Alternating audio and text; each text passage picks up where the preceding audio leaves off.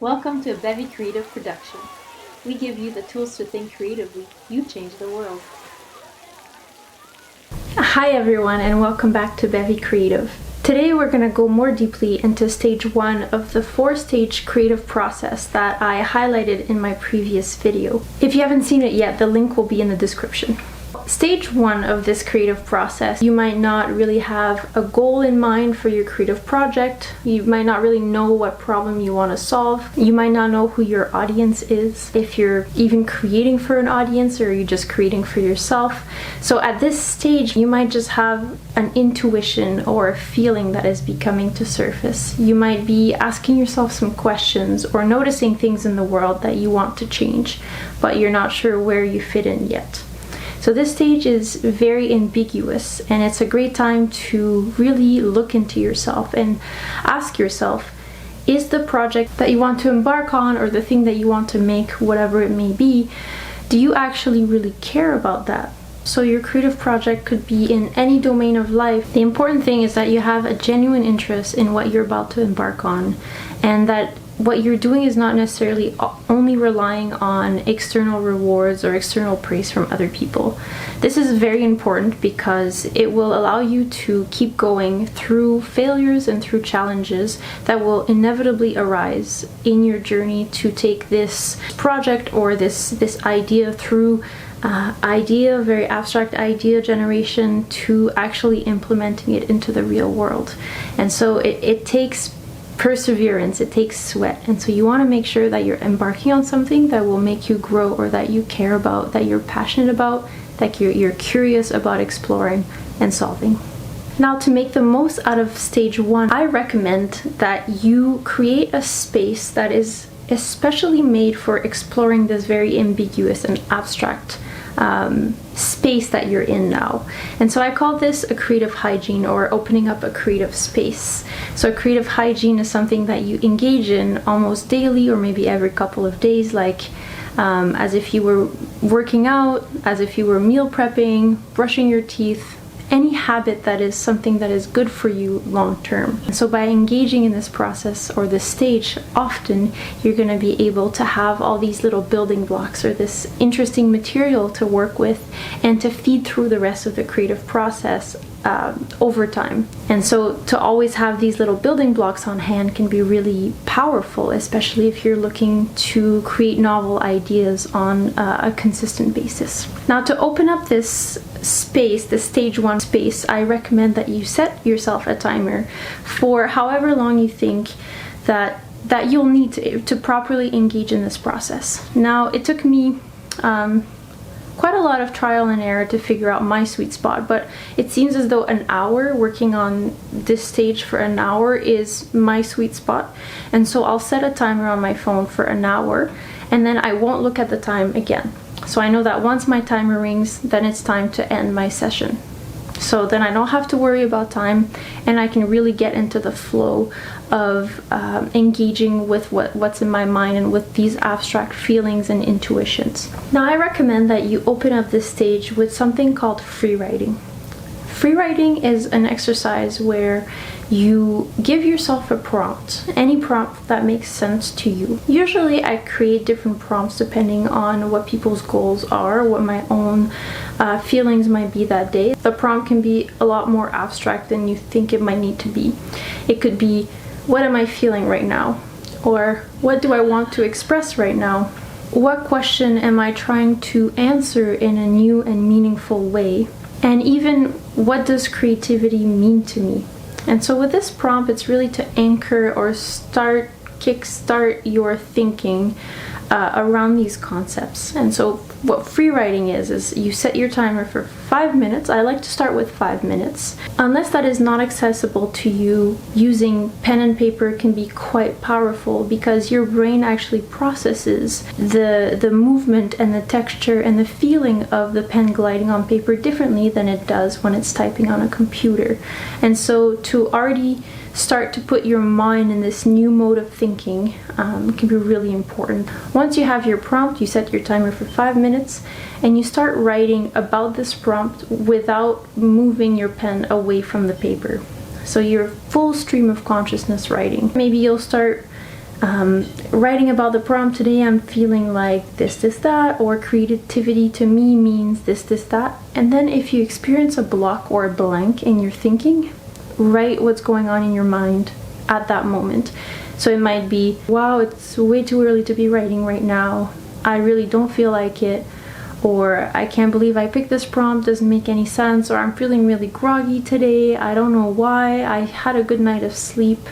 It could be anything that's going on in your mind. At this point, the important thing is that you don't censor yourself, that you just let your stream of consciousness flow through you onto the page. Maybe you'll circle back to your prompt, maybe not. Either way, you're going to warm up your mind to being aware of the contents of your consciousness, which is the whole point here. So with this free writing, you're opening up your creative space. Then in step 2, you're going to grab something that will allow you to think in a very abstract way. Now, we're used to thinking in linear ways, especially because we use writing, which is linear, believe it or not, and at work we're using maybe Excel spreadsheets and email and Word documents.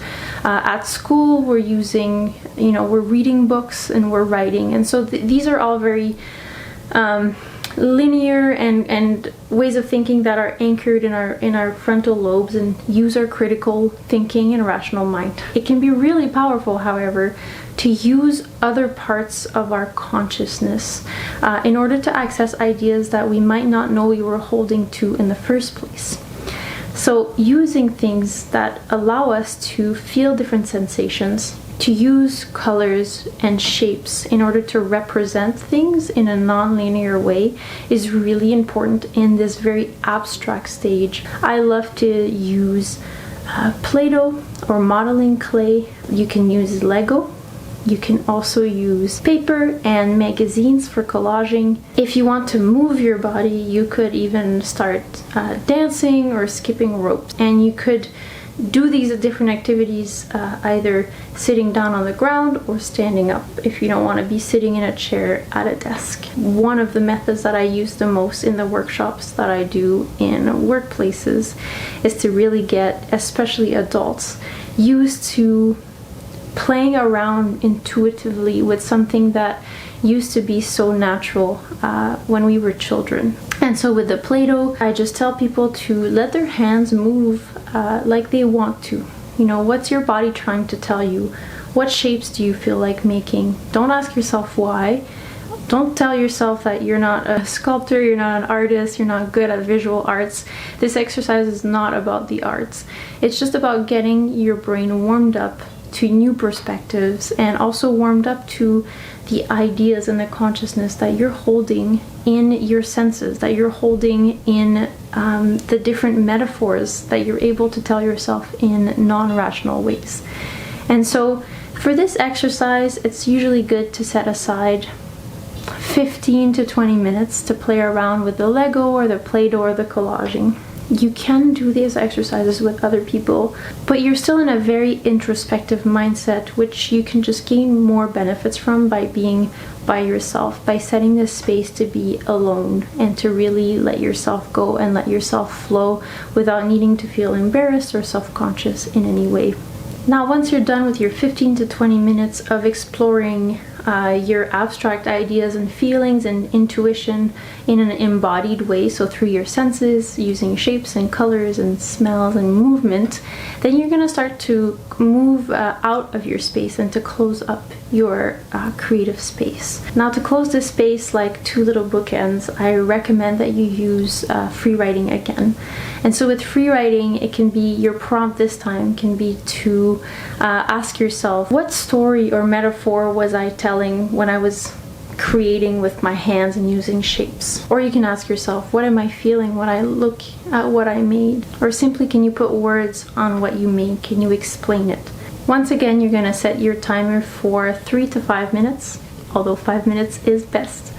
And you're going to just stream of consciousness write according to your prompt and see where that leads you. This will allow you to understand something that was more abstract and purposefully abstract and purposefully embodied into a rational, linear way using your critical thinking and your introspection. So now you can actually gain some meaning from that session. Like I said before, it's important to engage in this stage quite often because that will allow you to always be generating these little blocks of information that you can then use to build something, to build a creative project, or to solve a problem in the world, or to create a piece of art if that's what your creative expression is all about. And so to always have these little blocks to play around with is really powerful, because if you're ever experiencing a creative block, then you can always look into all of the ideas or all of the sensations, all of the metaphors, the stories, the different interesting blocks that you've created, and play around with them and see what you can make of that to get over those blocks. One final note. It's important, and so important, to keep a playful attitude, to keep a playful mindset when you're going through any stage of the creative process. You're not here to judge yourself. You're not here to expect yourself to create something that's meaningful right away. You're just here to explore what's in your own mind, what's in your consciousness, what's in your intuition. And you're here to be curious and to discover. And so you don't know what you'll find, and it's often impossible to predict what we'll find. And by engaging in the stage often, if one day nothing comes out, then maybe the next day something of more value to you will come out of this session. So have fun, and check back in soon to the Bevy Creative channels for more videos really digging more deeply into stage 2, 3, and 4 of the creative process. Bye everyone.